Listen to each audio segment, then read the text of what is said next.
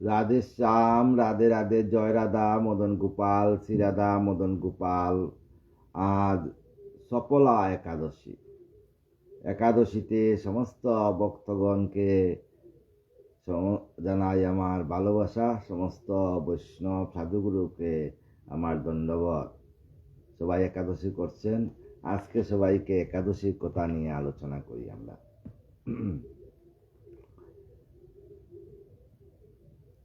পূর্বে আছে একাদশী, দ্বাদশী, সর্বাবিষ্টা বিষ্ট পদানি নাম। হরিভক্তি বিলাসের 12 নম্বর অধ্যায় 1 নম্বর শ্লোকে বলা হয়েছে। শ্রীহরি পরম বল্লভা একাদশী ও দ্বাদশী তিথিতে মনুষ্যগণের সর্বাবিষ্ট পদায়িনী। এ প্রসঙ্গে আমাদের জানা উচিত যে সর্ব পাপহারিণী শ্রী একাদশী দেবীর উৎপত্তি হেতু একাদশী তিথিতে ব্রত পালন যেমন সর্ববিধ পাপ নাশন, সেরূপ দ্বাদশী ব্রত পালনেও সকল বাঞ্ছা পরিপূর্ণ হয়, কারণ দ্বাদশী তিথির অধিপতি শ্রীহরি স্বয়ং থাকেন। প্রণাম। একাদশী ইসি নাঞ্চ দ্বাদশী চক্রপাণিনা, হরিভক্তি বিলাসে বলা হয়েছে। যদি একাদশী শ্রী ভগবানের তিথি, তবুও উহা ঋষিগণের এবং একাদশী দেবীর সম্বন্ধীয় বলে শ্রীহরির অতি প্রিয়তমা তিথি। দ্বাদশী সাক্ষাৎ চক্রপাণী শ্রীহরির তিথি। এ কারণে একাদশী ও দ্বাদশী তিথি মিলনে ব্রত কর্তব্য। ইয়াতেই শাস্ত্রের নির্দেশে দশমী ও একাদশী মিলনকালে অসুর উপস্থিত হয়, অর্থাৎ ওই দিন ওই ব্রত করলে ব্রতের ফল অসুরগণকে পায়।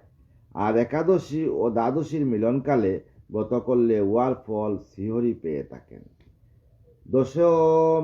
দশমূকাদশী যত্র তত্র সন্নিহিত সুর, দ্বাদশ কাদশী যত্র তত্র সন্নিহিতং হরি। হরিবিলাস গ্রন্থে বলা হয়েছে 12 নম্বর অধ্যায়ের 230 নম্বর পৃষ্ঠায়।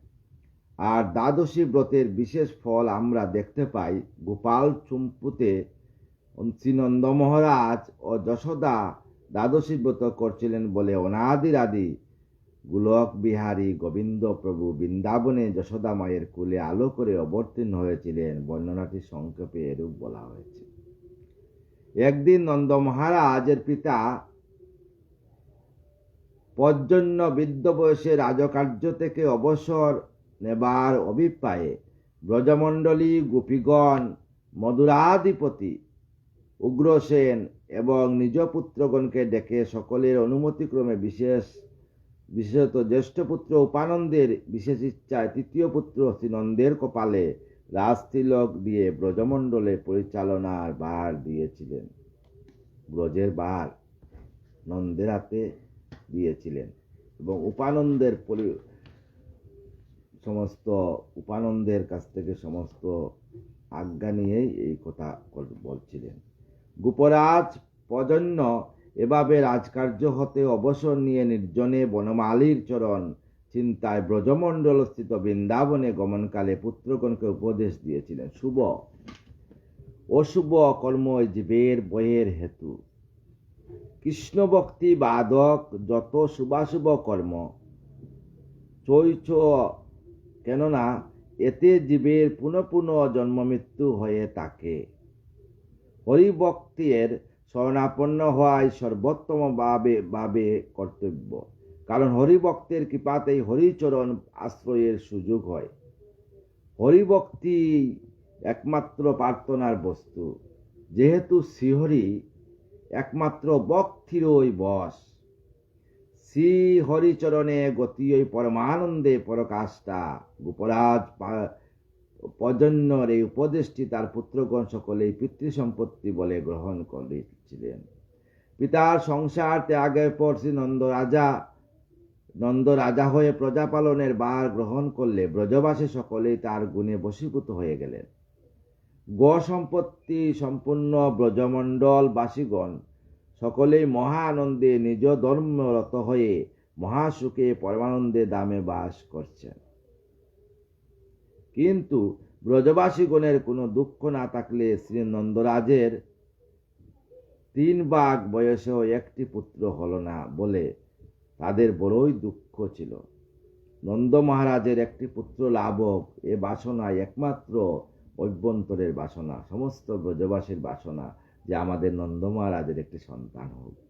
একদিন উপানন্দ প্রভৃতি ব্রজবাসী সকলেই মিলে শ্রী নন্দের পুত্র লাভের আশায় পুত্রেষ্টি যজ্ঞের জন্য কেউ গীত, কেউ দুগ্ধ, কেউ তণ্ডুল, কেউ কাষ্ঠ সংগ্রহ করে, কেউ বা বেদী, কেউ হোমকুণ্ড নির্মাণ করছেন আর যজ্ঞ শ্রী পুরুষ ভগবানের কাছে প্রার্থনা করছেন, হে নারায়ণ, কতবার পুত্রেষ্টি যাগের অনুষ্ঠান হলো, কিন্তু আমার রাজপুত্র মুখ দর্শন বঞ্চিত থাকলাম।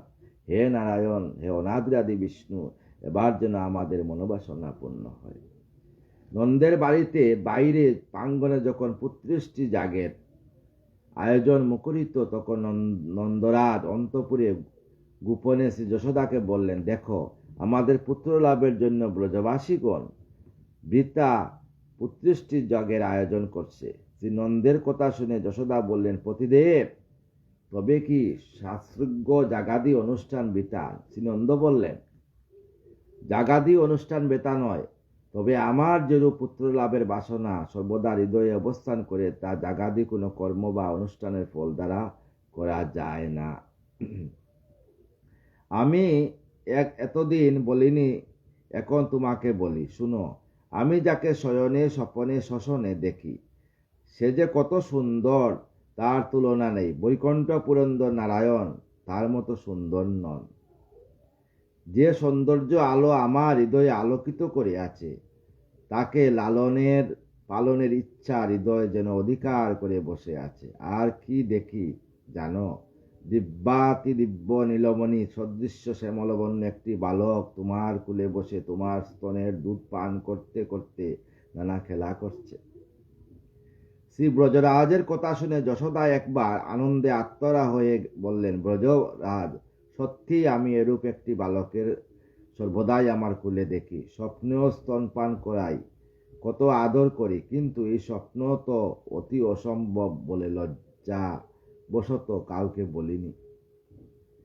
আচ্ছা ব্রজরাজ, যে পুত্রকে শয়নে স্বপনে দেখি, তাকে সাক্ষাৎ লালন পালন করার কি কোনো উপায় নেই? ব্রজরাজ বললেন, আমি এই অসম্ভব মনের বাসনাকে মন হতে নির্বাসন দেবার জন্য বহু চেষ্টা করতে পারছি না। তবে একটি উপায় আছে। আমাদের সর্ববিধ সম্পদ শ্রী নারায়ণের কৃপাতেই হয়েছে। তিনি যদি নিজ গুণে কৃপা করেন, তাহলে এই দুর্লভ বস্তু পাওয়া যেতে পারে। শ্রী যশোদা বললেন, হে মহারাজ, তোমার কথাই একমাত্র পথ। শ্রী নারায়ণের চরণে শরণ নেওয়ার আমাদের মনের বাসনা পূরণে একমাত্র উপায়, এবং তার কৃপা অসম্ভব বাসনা পূরণ একমাত্র উপায়। তার কৃপায় অসম্ভব ও সম্ভব হতে পারে। এতএব তারই কোনো ব্রত হওয়াই আমাদের একমাত্র কর্তব্য বলে আমার মনে দৃঢ় বিশ্বাস। শ্রীনন্দ বললেন, যশোদা, তোমার কথায় সর্বতভাবে গ্রাহ্য গ্রহণীয়। এতএব তুমি বলো, কোন ব্রতের অনুষ্ঠানকালে শ্রী নারায়ণের কৃপা লাভ হতে পারে? শ্রী যশোদা বললেন, ব্রজরাজ শ্রী নারায়ণের চরণে শরণাপন্ন হয়ে শ্রী দ্বাদশী ব্রতের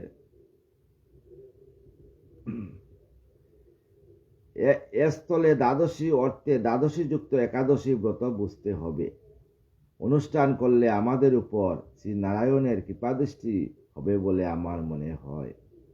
শ্রী নন্দরাজ বললেন, তুমি সত্যই বলছো, দ্বাদশী ব্রত শ্রীহরি অত্যন্ত প্রীতিকর, সুতরাং এখনই আমরা দ্বাদশী ব্রতের অনুষ্ঠান কৃত সংকল্প হই।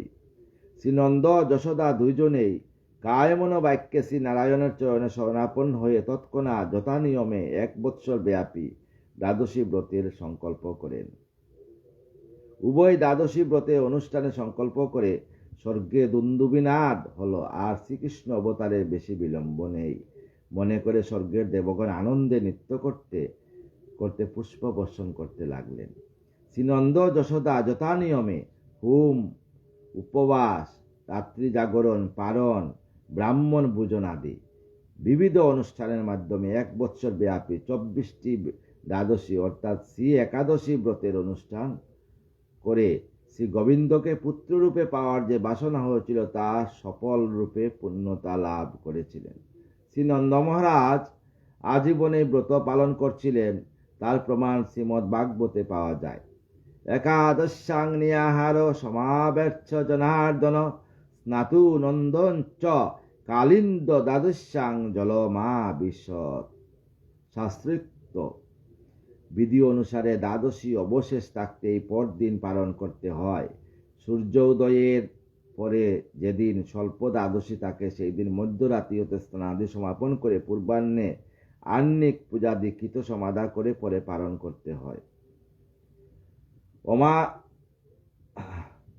আমোদান্না ক্রিয়া সর্ব কর্তব্যা শম্ভু শাসনাথ। এই বিধি অনুসারে শ্রী নন্দ মহারাজ সমবয়সী ব্রজবাসী গোপগণের সাথে মধ্যরাত্রিতে যমুনায় স্নান করতে গিয়েছিলেন।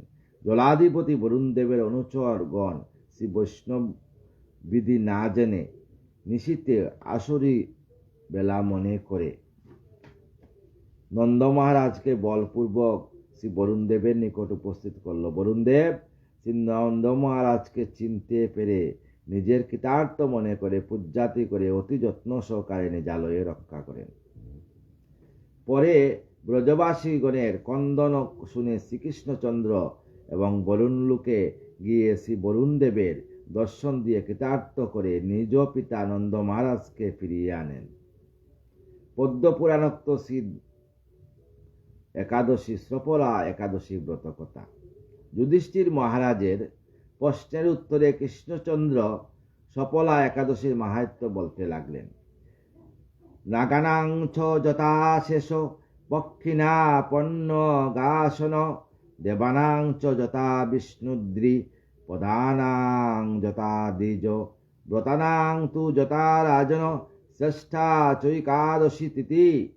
অনন্তনাগ যেমন নাগকুলের শ্রেষ্ঠ, গরুর যেমন পক্ষীকুলের শ্রেষ্ঠ, বিষ্ণু যেমন দেবকুলের শ্রেষ্ঠ, মনুষ্যগণের মধ্যে যেমন শ্রেষ্ঠ হইল ব্রাহ্মণ শ্রেষ্ঠ, তেমনি মহারাজ যেমন ব্রতের মনে একাদশী শ্রেষ্ঠ। তাই ব্রতের মধ্যে শ্রেষ্ঠ হইল একাদশী, আর মনুষ্যগণের মধ্যে শ্রেষ্ঠ হইল ব্রাহ্মণ। যুধিষ্ঠির বললেন, হে যদুনন্দন, এমন কোন বিশেষ লোক দ্বারা এই সফলা একাদশী তিথি উদযাপন হয়েছিল কি? যদি হয় তাকে আমরা প্রতি দয়াবশত কাহিনীটি বলে আমাকে তৃপ্তি দান করুন। যুধিষ্ঠির মহারাজের আগ্রহে শ্রীকৃষ্ণ বলতে লাগলেন, চম্পাবতী পুরী রাজা মায়সমতী, তিনি অতিশয় ধার্মিক এবং তার প্রজাগণ রাজার অনুগত এবং রাজ্য পরিচালনা এবং রাজার তীক্ষ্ণ বুদ্ধির পরিচয় পাওয়া যেত। রাজা প্রজাগণের অভাব অভিযোগের প্রতি সতর্ক দৃষ্টি রাখতেন এবং প্রজাগণের আনন্দে দিন কাটাত।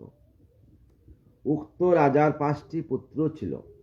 পুত্রগণের মধ্যে যিনি সকলের বড় তিনি সম্পূর্ণ পিতার বিপরীত, রাজকার্য অবহেলা, অত্যাচারী, মদ্যপানকারী এবং তার অত্যাচারে অবিচালিত প্রজাগণকে বিরক্ত। সে তারই মতো বিবেকহীন অনেক বন্ধু বান্ধব নিয়ে নানা কার্য করে ঘুরে বেড়াত। মহারাজ এদের অত্যাচারে অসহ্য হয়ে বড় পুত্র এবং সহ তার বন্ধুগুলিকে রাজ্য থেকে বের করেছিলেন। রাজ্যবাসী সকলেই তাদের পরিত্যাগ করল। রাজপুত্রটি নিরুপায় হয়ে বনে গিয়ে আশ্রয় নিল, কিন্তু সে তার বৃত্তি ত্যাগ করল না। সে বন হতে বেরিয়ে নানা জায়গায় চুরি করত, প্রতীকের ধন হরণ করত, মদ মাংস খেয়ে নানা জায়গায় ভ্রমণ করত। একদিন নিজের রাজ্য চুরি করতে গিয়ে নগরক্ষীর হাতে ধরা পড়ে নগরক্ষী রাজপুত্রকে দেখে তাকে ছেড়ে দিল। সেই বনটিতে থাকত, সেখান থেকে একটি অশ্বত্থ গাছ ছিল যে বনে থাকত। একদিন রাজপুত্রটি দশমী তিথিতে ক্লান্ত হয়ে অশ্বত্থ গাছের নিচে বিশ্রাম করছিল। সেদিন সে এতই পরিশ্রান্ত ছিল যে তিতি ক্লান্ত হয়ে ওই অশ্বত্থ গাছের নিচে বিশ্রাম করছিল এবং পরিশ্রান্ত ছিল, যে কোথায় যাওয়া শক্তি ছিল না তার, তো পরিশ্রান্ত ছিল। কোনো প্রাণী হত্যাও করতে পারল না, না খেয়ে গাছের নিচে শুয়ে থাকলো। পরদিন একাদশীর দিন ক্লান্তি হেতু কোথায় যেতে পারল না, এতএব খাদ্য সংগ্রহ করতে পারল না। যে ব্যক্তি প্রতিদিন খায়, সে যদি একদিন না খায় তার ভয়ানক কষ্ট হয়, সে হাঁটতে পারছে না, কোনো খাদ্য তার কপালে জুটল না, একাদশীর দিন আহারহীন অবস্থায় কাটালো। রাত্রি শেষে ক্ষুধা সহ্য করতে না পেরে বাবা গো মা গো বলে ওই অশ্বত্থ গাছের নিচে কাটতে লাগলো। ঠিক ওই সময়ে কোথা থেকে কিছু ফল সামনে রেখে সামনে পড়ল। সে ফলগুলি দিল, সে বুঝতে পারল না। সে ফলগুলি হাতে নিয়ে শ্রীহরির উদ্দেশ্যে বলল, হাতে নিয়ে অনাদি আদি গোবিন্দের উদ্দেশ্যে বলল, আমি তো কোনোদিন প্রভু তোমাকে ভজন করিনি, আমি যে কোনোদিন তোমার নাম লইনি। আজ হে ঠাকুর, তুমি ফলগুলি নাও। এই ফলগুলি ভগবানের উদ্দেশ্যে নিবেদন করল, এবং নিবেদন নয়, শুধু মুখে বলা, প্রভু তুমি নাও, তোমার উদ্দেশ্যে ফল নাও। শ্রীকৃষ্ণ বলেন, হে মহারাজ, দেখুন এই মহাত্মা এমন ওই অশ্বত্থ বৃক্ষের অধিষ্ঠাতা শ্রীহরিকে ভাবলেন, হায় হায়, এই ব্যক্তিটি অভুক্ত থেকে এত কষ্ট স্বীকার করতে আমার ব্রত করে আমার ফল দিয়েছে। তখন ভাবগ্রাহী জনার্দন ওই ব্যক্তির প্রতি প্রসন্ন হয়ে দৈববাণী করলেন, হে রাজপুত্র, তোমার ব্রতে আমি পরম তুষ্ট হয়েছি। তোমার মনের বাসনা অচিরেই পূর্ণ হবে এবং আমার আশীর্বাদে তুমি রাজ্য লাভ করবে। শ্রীহরির কৃপায় তখন থেকে রাজপুত্রের মনে কুবাসনা দূর হয়ে গেল। সে স্বর্ণকান্তি দেহ ধারণ করে রাজ্য পেল, এবং সে জানত না এই দিন একাদশী ব্রত ছিল, অজান্তে একাদশী ব্রত করেছিল। এই একাদশী ব্রতের এমনই মহিমা, সফলা একাদশী। অজানাভাবে যদি কেউ সফলা একাদশী বা শ্রীহরি উদ্দেশ্যে ফলদান বা উপবাস করে, তাহলে সেই ব্যক্তিকে পরম মঙ্গল লাভ হয়। তার মনে প্রাণে করলে যে অমৃত ফল লাভ হয়, তা বলার অপেক্ষা রাখে না। এই জন্য বৈষ্ণবগণের চূড়ামণি সনাতন গোস্বামী পাদ বলছেন, একাদশী দ্বাদশী চ সর্বাবিষ্ট প্রধানী নাম, অর্থাৎ শ্রীহরি পরম বল্লভা একাদশী ও দ্বাদশী তিথিতে মনুষ্যগণের সর্বাবিষ্ট প্রদাহিনী। গোবিন্দ জয় জয়, গোপাল জয় জয়, রাধা রমন হরি গোবিন্দ জয় জয়। সমস্ত বৈষ্ণব সাধুগুরুকে চরণে আমার দণ্ডবোধ জানিয়ে আজকের একাদশী ব্রত কথা এখানে সমাপ্ত করলাম। এখন আমরা চলে যাব ভাগবতে। আজকে আমরা ভাগবতে দশম স্কন্ধ একাদশ অধ্যায় বৃন্দাবনের পূর্ব বিবরণ নিয়ে আলোচনা করব। রাধে কৃষ্ণ কৃষ্ণ কৃষ্ণ রাধে রাধে, রাধে শ্যাম শ্যাম শ্যাম রাধে রাধে। রাধে কৃষ্ণ কৃষ্ণ কৃষ্ণ রাধে রাধে, রাধে শ্যাম শ্যাম শ্যাম রাধে রাধে। রাধে কৃষ্ণ কৃষ্ণ কৃষ্ণ রাধে রাধে, রাধে শ্যাম শ্যাম শ্যাম রাধে রাধে। রাধে কৃষ্ণ কৃষ্ণ কৃষ্ণ রাধে রাধে, রাধে শ্যাম শ্যাম শ্যাম রাধে রাধে। জয় রাধা জয় কৃষ্ণ জয় বৃন্দাবন, শ্রী গোবিন্দ গোপীনাথ মদন মোহন। জয় রাধে জয় রাধে জয় রাধে জয় রাধে শ্যাম। একাদশ অধ্যায় বৃন্দাবনের পূর্ব বিবরণ। সুখদেব সন্বুদিয়া পাণ্ডু বংশধর কহিলেন, প্রণমিয়া তাহার গোচর। বৃন্দাবনে তুমে কৃষ্ণ গেল কি কারণ? সুখদেব পরীক্ষিতকে বলছে, পরীক্ষিত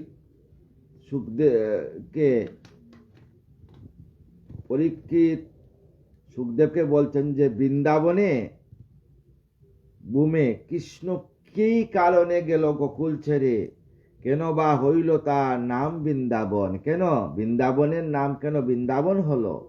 বৃন্দারণ্য কিংবা কোন ভক্ত হবে বিস্তারিয়া সেই কথা আমারে কইবে। কেন বৃন্দাবনে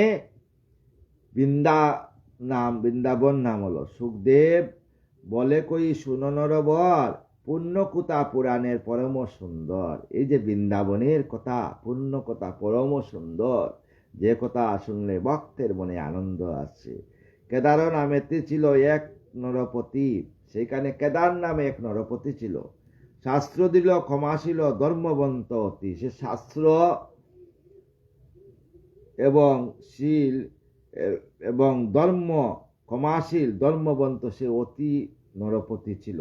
দয়া আদি সর্বগুণে ছিল বিসর্জন, সবসময় দয়া আদি সর্বগুণে বিভূষণ ছিল, সবসময় সবকে দয়ার চোখে দেখত। কৃষ্ণময় হইয়া রাজ্য পালনা করত। প্রতাপে আদিত্য সম ছিলেন রাজন, কিন্তু অনেক প্রতাপী ছিলেন। দুষ্টের দমন রাজা করিত নিহত, পুত্রবৎ প্রজাগণে সতত পালিত। দুষ্টের কে সবসময় দণ্ড দিত, আর প্রজাগণকে সন্তানের মতো পালন করত। পরম ধার্মিক রাজা কৃষ্ণপরায়ণ, সেই রাজা পরম ধার্মিক কৃষ্ণপরায়ণ ছিলেন। ভক্তিতে পূজিত সদা শ্রীহরি চরণ, সবসময় ভক্তিতে উনি শ্রীহরির চরণ সেবা করতেন। শ্রীহরির চরণ ছাড়া উনি আর অন্য কিছু ভাবতেন না সেই রাজা। নিয়মিত যাগযজ্ঞ ব্রত উপবাস আনন্দে পালিত সব নিপ 12 মাস। 12 মাস যাগ যজ্ঞ ব্রত পালন করত। হরি সেবা, হরি পূজা, হরি অনুরুক্ত, সর্বদা শ্রীহরি পদ করিত স্মরণ। কৃষ্ণ প্রীতে দেবকার্য তাকিতে মগন, সবসময় ভগবানের প্রতি, কৃষ্ণের প্রতি তার অনুরাগ ছিল। মহাপুণ্যপান রাজা জগতে বিখ্যাত, সর্বদা ভাবিত হরি অতি পুলকিত।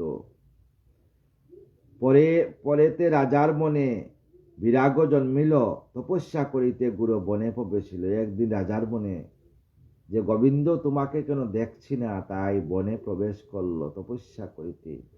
পুত্রে রাজা দান করি মনের হরিষে, নিবিড় গহনে চলে কৃষ্ণের উদ্দেশ্যে। পুত্রকে রাজা রাজ্য দান করে নিবিড় গহীন জঙ্গলে চলে গেল আমার কৃষ্ণের উদ্দেশ্যে পাওয়ার উদ্দেশ্যে।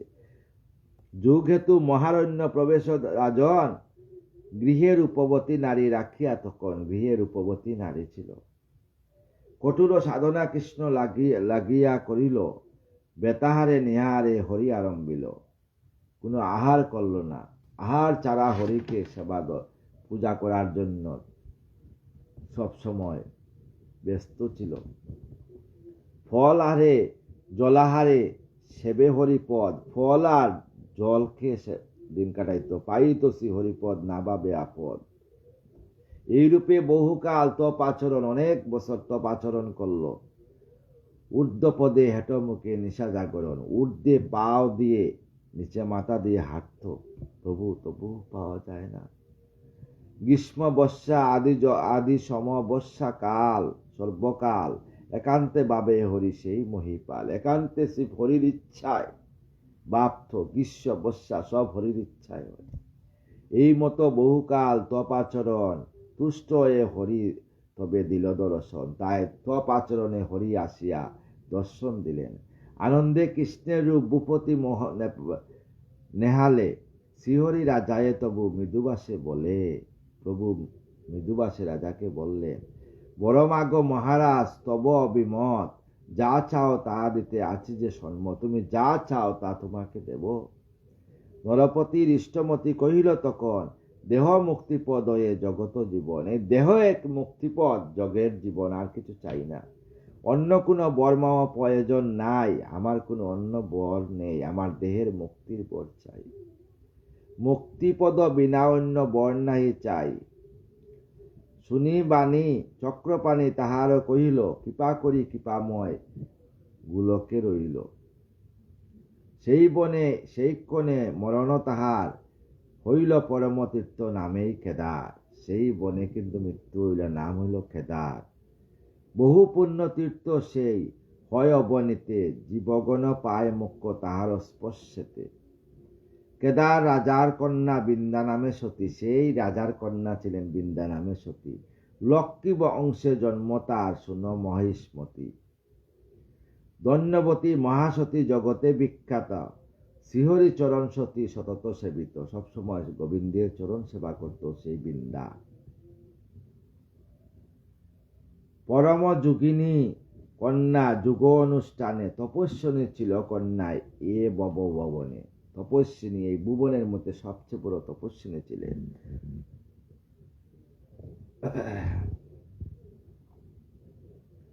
ধর্মবতী সেই সতী হরিপদে মতি, শয়নে স্বপনে সদা ভাবিত শ্রীপতি।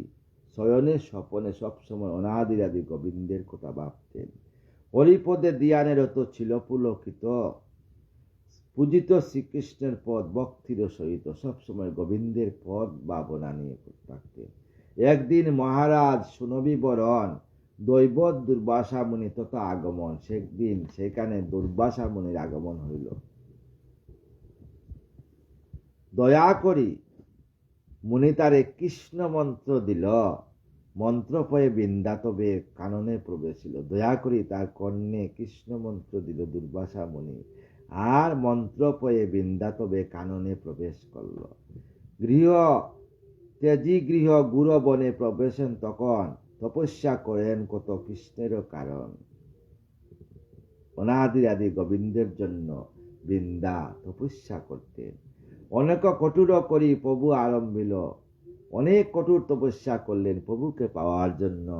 অনাহারে অস্থি চর্ম অবশেষ হইল, কিছু ছিল না, অস্থি আর চর্ম হয়ে গেছে অনাহারে। কালক্রমে এই রূপে করে আরাধন, অন্তরে কেবল চিন্তা সেই নারায়ণ অনাদিরাদি বিষ্ণুর চিন্তা। তবে কতদিন তার দয়া উপজিল, বৃন্দার সমীপে আসি উপনীত হইল। অনেকদিন পরে আমার গোবিন্দ বৃন্দার সম্মুখে আসি উপস্থিত হইলেন। তবে হরি দয়া করি দিল দর্শন, হেরিল সে রূপরাশি ভুবন মোহন। আমার গোবিন্দ সে যে রূপরাশি ভুবন মোহন, সেই রূপ বৃন্দা দর্শন করতে পাইল। দ্বিভুজ মুরারি দারি কিবা রূপরাশি, ত্রিবঙ্গ সুতামঙ্গ যেন পূর্ণ শশী। রূপহেরি বৃন্দাসতী হইল মোহিত, ষষ্ঠাঙ্গে প্রণাম করে হয়ে ভূপতিত। গোবিন্দকে পেয়ে ষষ্ঠাঙ্গে প্রণাম করল বৃন্দা দেবী। করজুড়ে করে স্তুতি বৃন্দা গুণবতী, বল হে অনাথনাথ অগতির গতি। জগত জীবন প্রভু জগতেরও সার, কে জানে তোমার তত্ত্ব মহিমা তোমার। তুমি জগতের জীবন, তোমার তত্ত্ব কেউ জানে না প্রভু। সৃজন পালয়ে লয় তুমি সর্বময়, তোমারও সকল হরি তুমি ওই অক্ষয়।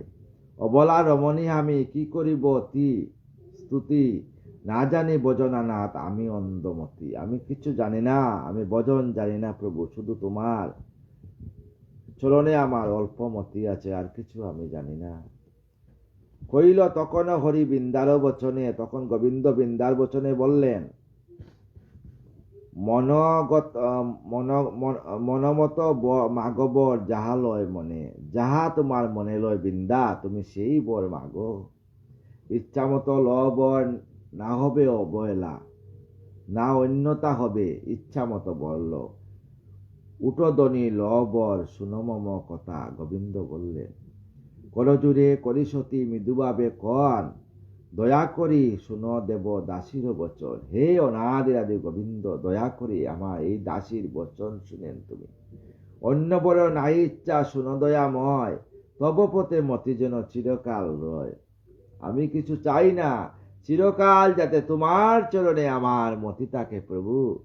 হে রাধারমন, তব পদে হব দাসী, ওয়ে যুগেশ্বর, কৃপা করে অদিনীরে দেও ওই বর।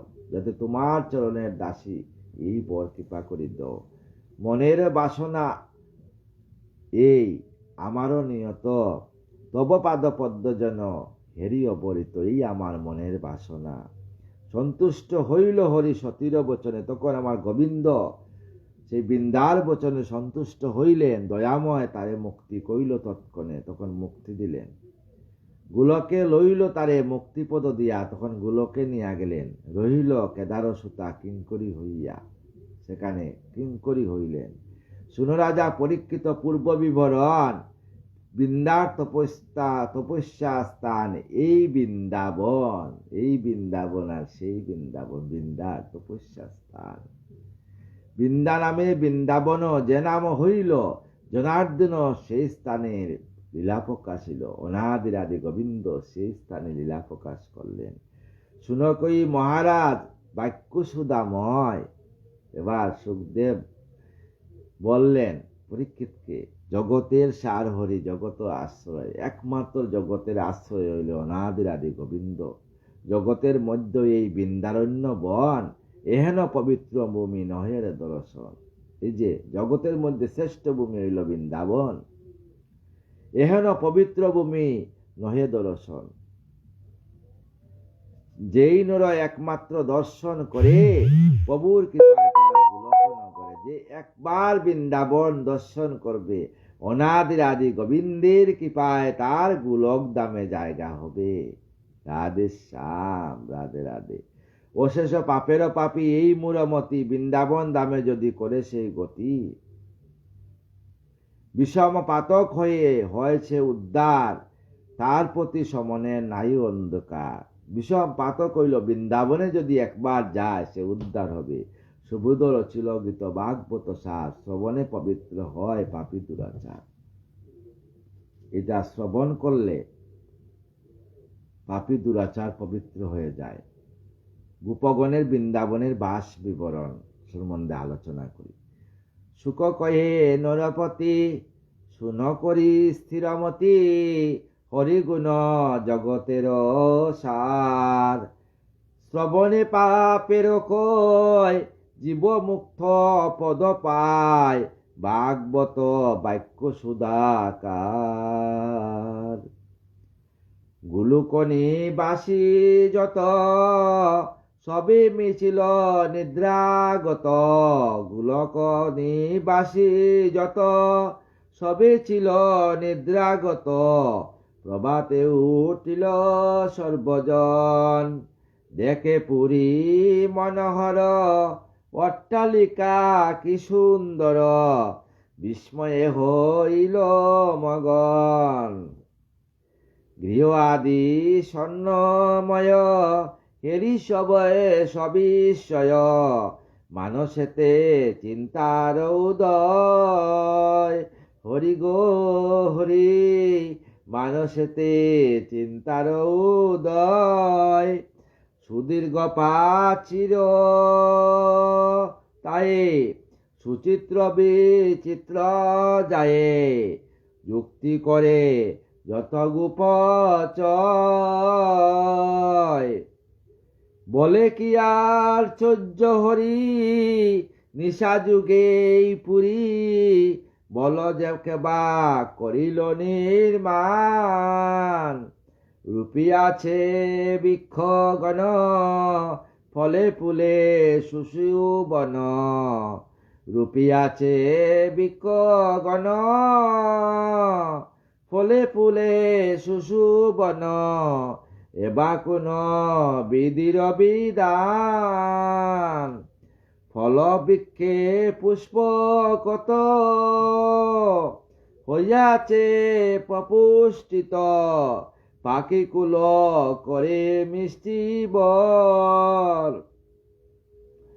সরোবর মনোহর, উপবন কি সুন্দর।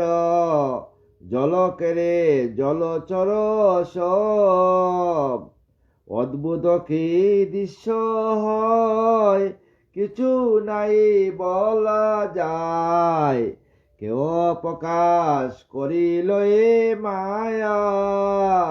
প্রভু গো কেউ প্রকাশ করিল এ মায়া। মনে হয় অনুকন, বুঝি কোন শত্রুগণ। প্রকাশ করিল মহামায়া। কেন বাতে জিনু গকুল, তাইও বুঝি প্রতিকূল।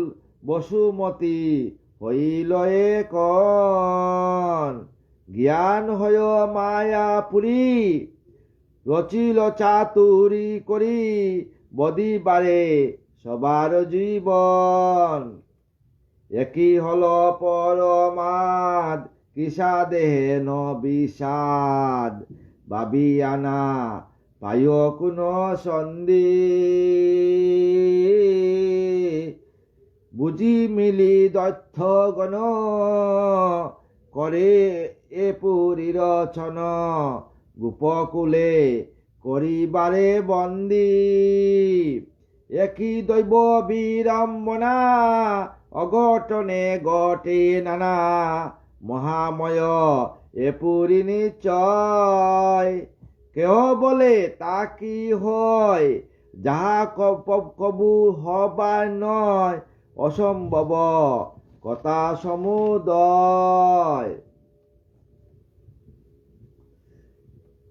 সমস্ত গোপীগণ নিয়ে যখন আমার গোবিন্দ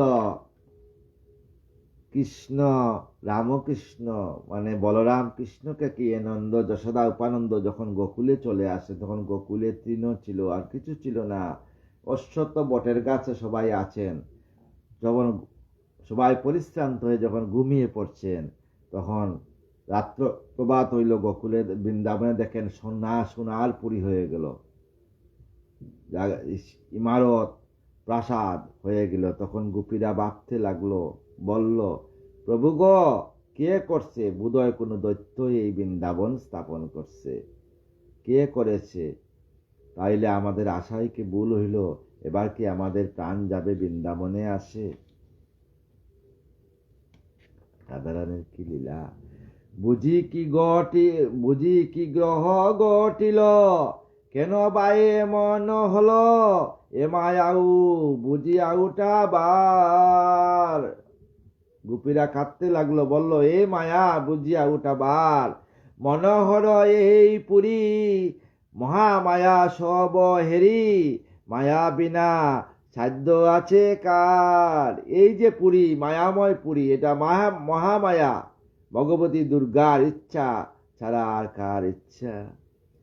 বলো কি হলো দায়, না দেখি কি কোন উপায়, কেন বাছার ইনু সে গোকুল। এখন কি উপায় হবে? আমরা গোকুল ছেড়ে কেন আসলাম? তাই বুঝি বসুমতী গোটাইল এ দুর্গতি, বিধি নাই নহে অনুকূল। তাই বুঝি বসুমতী আমাদের অনুকূল করিয়া এই বিধি গোটাইছেন। পরে বৃদ্ধ একজন কয়ে সকলের তখন, গর্গমুনি বাক্য অনুসারে।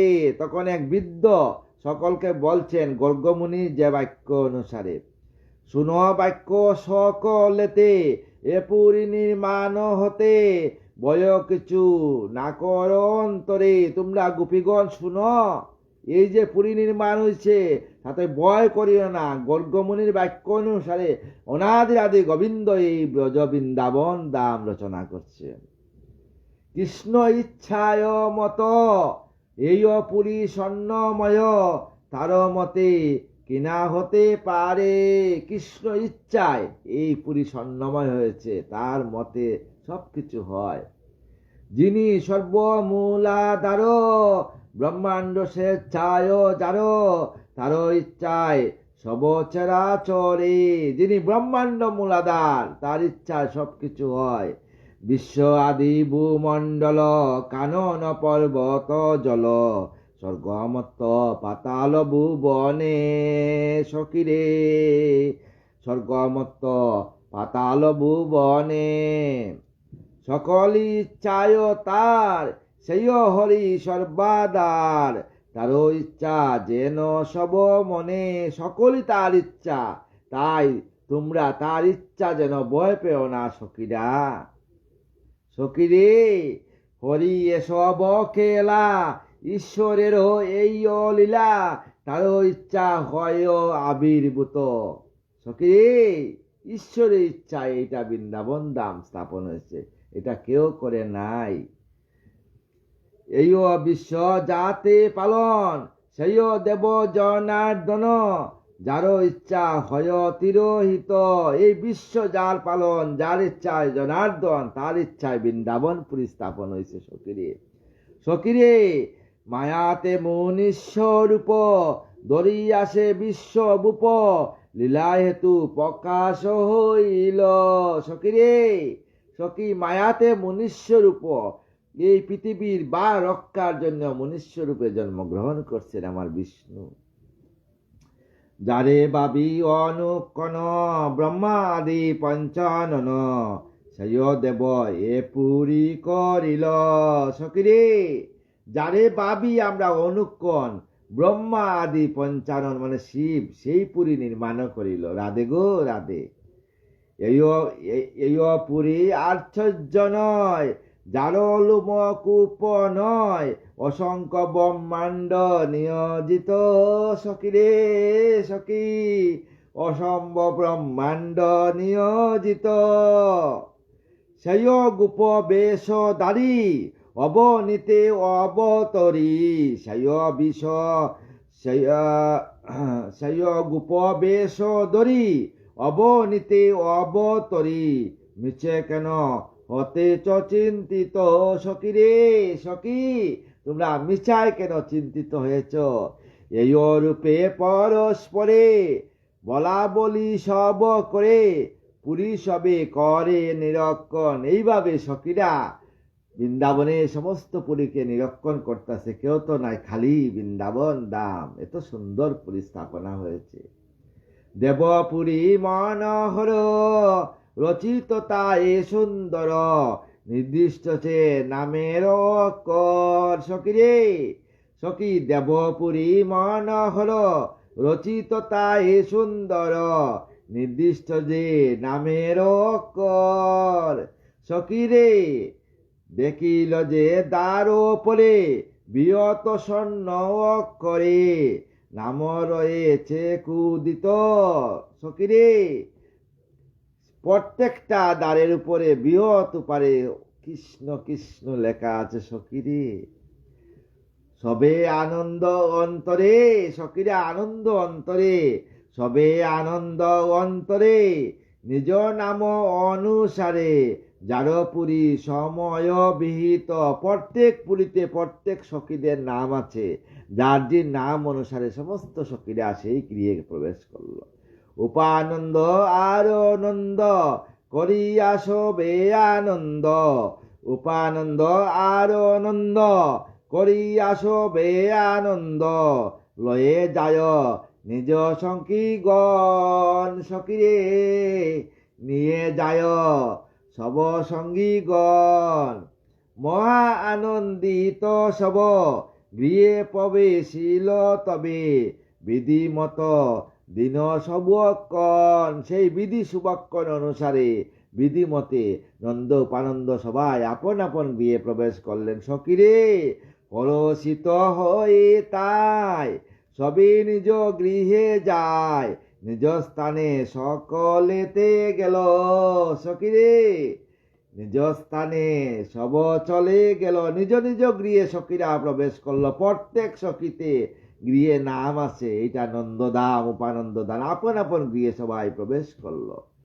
এই রূপে বৃন্দাবনে সকলে আনন্দ মনে, এই রূপে বৃন্দাবনে সকলে আনন্দ মনে, এই রূপে বৃন্দাবনে সকলে আনন্দ মনে, মহাসুখে বাস যে করিল। সকিরে সখী, এই রূপে আনন্দে সবাই বৃন্দাবনে বাস করিল। তবে কতদিন পরে নন্দমনে যুক্তি করে, তবে কতদিন পরে সকিরে নন্দমনে যুক্তি করে, গোপগণ কহিল তখন, শুভ দিনে শুভক্ষণে কৃষ্ণ দিব গোচারণে, জাতি ধর্ম করিবে পালন। সকিরে, তাই সমস্ত সখীর আনন্দ উপানন্দ আলোচনা করলে শুভক্ষণে শুভ দিনে আমার কৃষ্ণ আমার লালা গোচারণে যাবেন। রাধেশ্যাম, ভালো করি সাজা দেমা আমরা গোচারণে যাই। যশোদা আমাকে আমার গোবিন্দ বলছিলেন। তবে যুক্তি করি সার পাচিনি করেতে তার, শুভ দিনে শুভ কর্ম করি। তাই শুভ দিনে শুভক্ষণে নন্দ উপানন্দ সবাই যুক্তি করে আমার গোবিন্দকে গোচারণে বার করলেন। চড়াতে গরুর পাল। সখী সখী, চড়াতে গরুর পাল, চারি হাতে নন্দলাল, কৃষ্ণ লীলা কে বুঝিতে পারে। সখিরে চড়াতে গরুর পাল, ছড়ি হাতে নন্দলাল, কৃষ্ণ লীলা কে বুঝিতে পারে। সখিরে সখী কৃষ্ণ লীলা কে বুঝিতে পারে। রামকৃষ্ণ দুইজনে, রামকৃষ্ণ দুইজনে পাচনি করেন দারণ, সঙ্গে করি ব্রজ শিশু গণে। সখিরে আমার রামকৃষ্ণ বলরাম কৃষ্ণ সমস্ত ব্রজের শিশুগণ নিয়ে গ্রচারণে বাইর হইলেন। সখিরে জগতের সার যিনি, সেই দেব চক্র পানি, মাঠে মাঠে চড়ায় গোপাল। সখিরে সখিরে জগতের সার যিনি, দেব সেই দেব চক্র পানি, মাঠে মাঠে চড়ায় গোপাল। মাঠে মাঠে গরুর পাল চড়াইতেছেন আমার গোবিন্দ আর বলরাম। জীব তরা বার হেতু, বব সাগরের সেতু, ব্রজভূমে হইল সাকাল। সখিরে জীব তর বার হেতু, বব সাগরের সেতু, ব্রজভূমে হইল রাকাল। জয় রাধে জয় রাধে। ব্রজভূমে এইভাবে আমার গোপীরা বাস করতে লাগলো। আগামীকাল নিয়ে আসবো আমরা